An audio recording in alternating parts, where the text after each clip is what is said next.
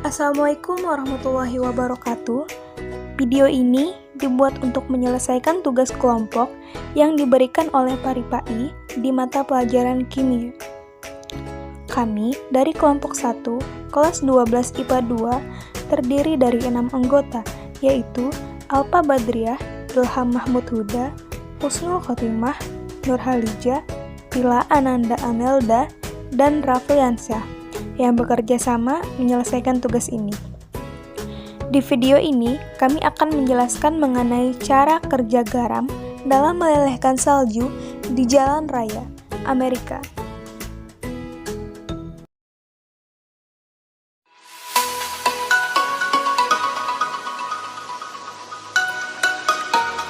Pada saat musim dingin, umumnya salju itu menutupi jalan-jalan.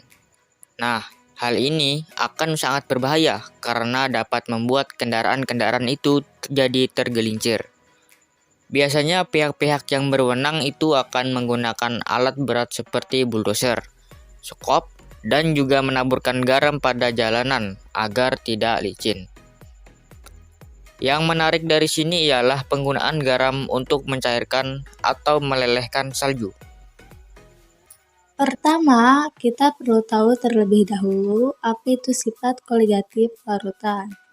Jadi, sifat koligatif larutan adalah sebuah perubahan sifat yang terjadi pada sebuah larutan saat dituang zat terlarut dan perubahannya. Ini dipengaruhi oleh jumlah mol dari zat terlarutnya.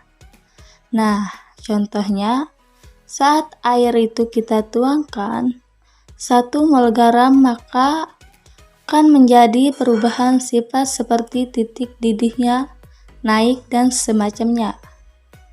Pada fenomena kali ini, sifat koligatif yang digunakan adalah penurunan titik beku.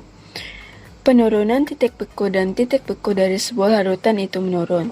Misal, air yang digunakan sebelumnya titik bekunya 0 derajat Celcius. Saat diberikan zat terlarut, titik bekunya bisa menurun dari 0 derajat Celcius menjadi 5 derajat Celcius. Sama kasusnya pada saat yang menabur garam tadi, salju sebagai zat pelarutnya saat dituang dengan garam sebagai zat pelarut akan bercampur menjadi larutan. Dan pada saat itu titik bekunya akan menurun, misalnya semula adalah 0 derajat Celcius menjadi 10 derajat Celcius.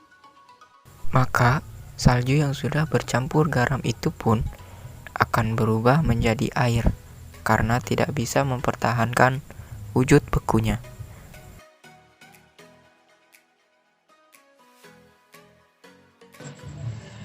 Yang kedua, kenaikan titik didih. Kenaikan titik didih ialah titik didih dari suatu pelarut akan lebih tinggi ketika senyawa lain ditambahkan, yang berarti bahwa larutan akan memiliki titik didih yang lebih tinggi daripada pelarut murninya. Contohnya, saat memasak mie instan. Saat yang air kita masak mendidih, jika setelah itu kita masukkan mie ke dalam air mendidih tersebut, maka gelembung-gelembung mendidih di air tersebut akan menghilang sejenak. Dan setelah ditunggu beberapa waktu, gelembungnya akan keluar kembali.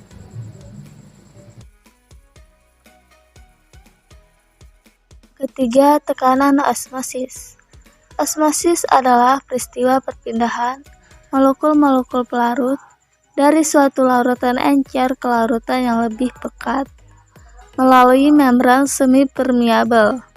Dan tekanan osmosis adalah tekanan balik yang berbentuk pada larutan untuk mencegah proses osmosis. Contohnya saat dicelupkan ikan air tawar di gelas A yang berisi air tawar dan gelas B berisi larutan garam. Beberapa saat kemudian, ikan di gelas A yang berisi air tawar, ikan sangat bebas bergerak. Berbeda dengan ikan di gelas B yang berisi larutan garam. Ikan kehilangan keseimbangan dan lama-kelamaan akan mati. Hal ini karena reaksi osmosis yang disebabkan oleh garam, yaitu berkurangnya pasokan oksigen ke dalam ikan yang berujung pada dehidrasi sel. Sekian video dari kelompok kami dan semoga bermanfaat. Wabillahi taufiq wal hidayah. Wassalamualaikum warahmatullahi wabarakatuh.